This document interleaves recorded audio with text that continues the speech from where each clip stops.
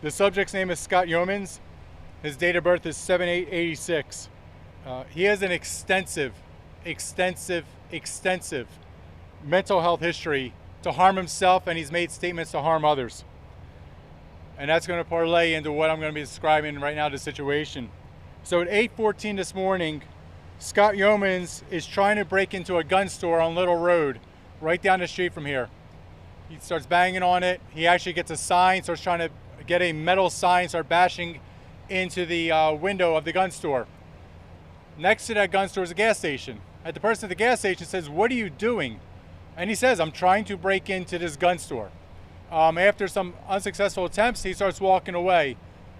Thankfully, they properly notified law enforcement and said this person was trying to break into a gun store. Very suspicious. Police find this individual. So one thing to make sure you're aware is right now he is being charged with that attempted burglary into the gun store along with ag assault on law enforcement. So the deputies start bowling in the area. They find the subject about 200 yards north on Little Road. The detective is the first one who spots him. Detective gets out of the vehicle. Immediately, the suspect pulls out a knife. The detective did the right thing. He yells out "knife" on the radio. Suspect has a knife. Deputies start flocking on scene. They had less lethal out there. They had a lethal weapon only because we didn't know what the suspect was doing. I want to give our deputies a lot of credit. They were doing everything in their power to de-escalate the situation. They kept pleading with the individual, "We will get you help." And he kept making statements like, "You won't understand, you don't know." And the deputies were just all chiming in, "Please, we want to get you help. We want to do everything to get you help." He wouldn't drop the knife. He basically would not, allow us to assist him.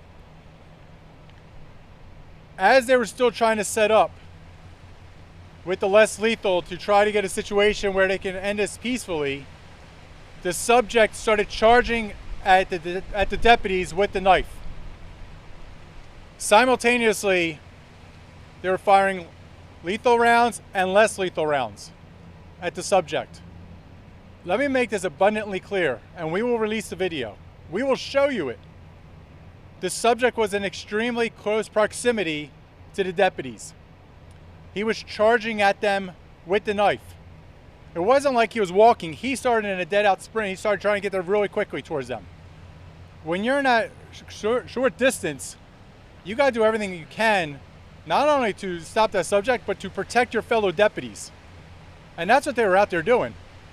They were out there protecting each other, protecting the community against somebody who absolutely had a plan that he wanted to harm himself or somebody else. The subject, after he was struck with the tasers and gunfire, he hit the ground. He hit the ground with his head. As the deputies were put handcuffs on him and started rendering aid, the subject looked up at the deputies and said, "Thank you." Clearly, this person had a motive today that was going to harm somebody else, or, God forbid, he got into that store, he took the guns. What innocent person, what innocent child could have been harmed today because this person was stopped? So, the other part of the body-worn camera I want you all to see is the rendering aid that our deputies did. They were unbelievable. We train our deputies in TAC-MED, tactical medical issues, putting wounds on gunshots, bandaging up knife wounds if necessary. Watch that video.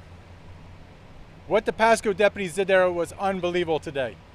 And there's a lot of people out there that say, "Oh, just let them die." I get that. I understand.